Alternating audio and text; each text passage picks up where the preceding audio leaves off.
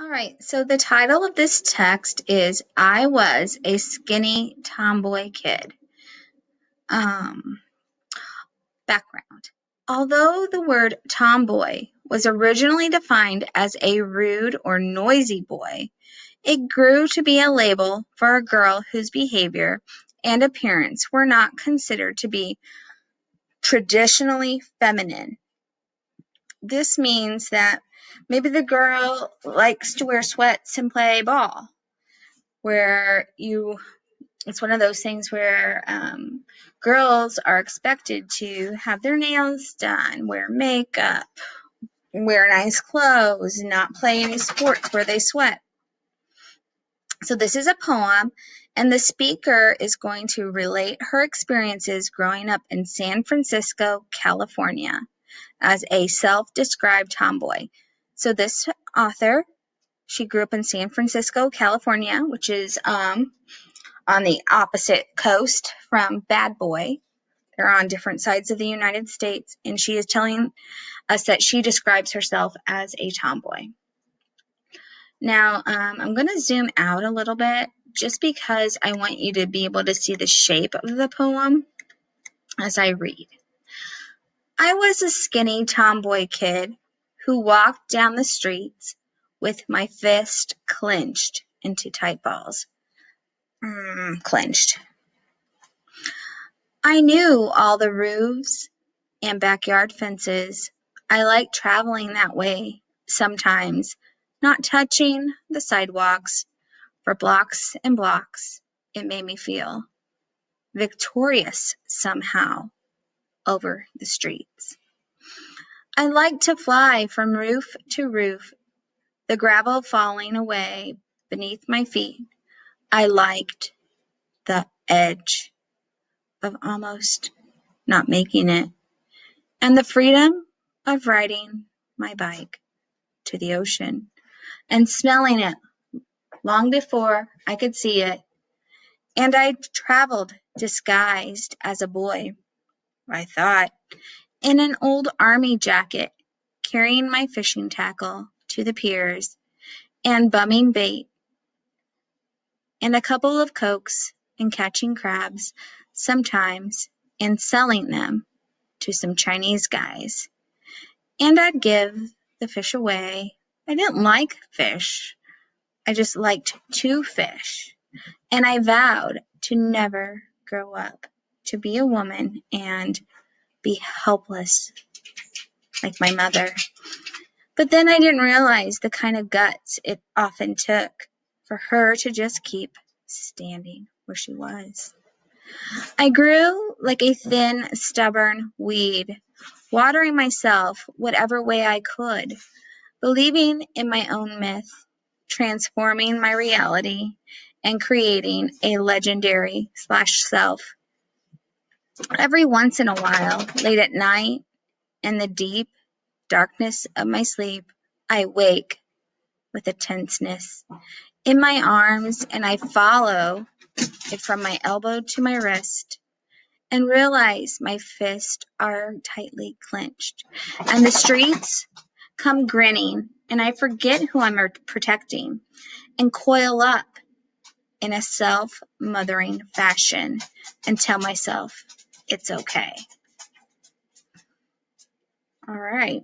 What do you think of that? I'm going to pause it for just a second because my dog wants to go outside, and then I'll go back to explain everything. Okay, so let's go back through this. So she was skinny. She dressed kind of like a boy.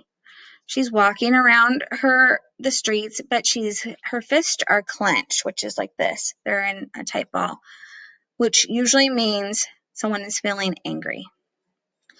And she says she knows all the roofs and the backyard fences. She likes traveling this way. So she actually is climbing.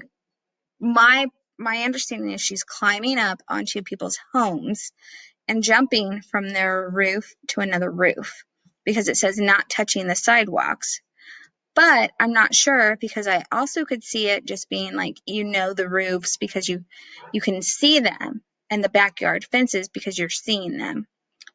and it says not touching the sidewalks. That just means you're maybe going through yards and not walking along the street where people can see you as easily. But then she goes, I like to fly from roof to roof, the gravel falling away beneath my feet. I'm thinking that now she is jumping from one building to another. A lot of the shingles, the tops of the roofs, are made with stuff that contains gravel, which are tiny little bitty rocks.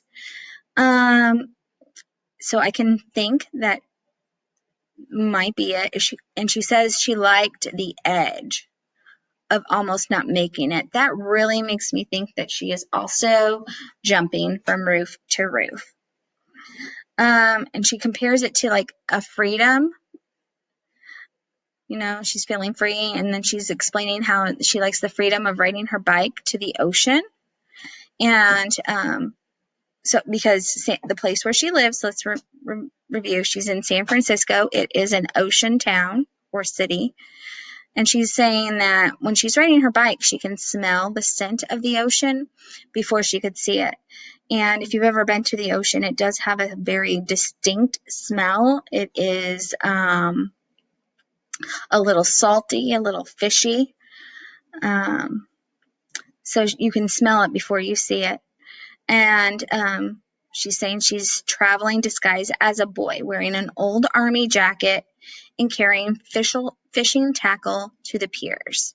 I'm going to pause for just a second because I want to make sure that you guys know what these things are. And I'll pull them up in my browser for you to see. So I'm going to pause.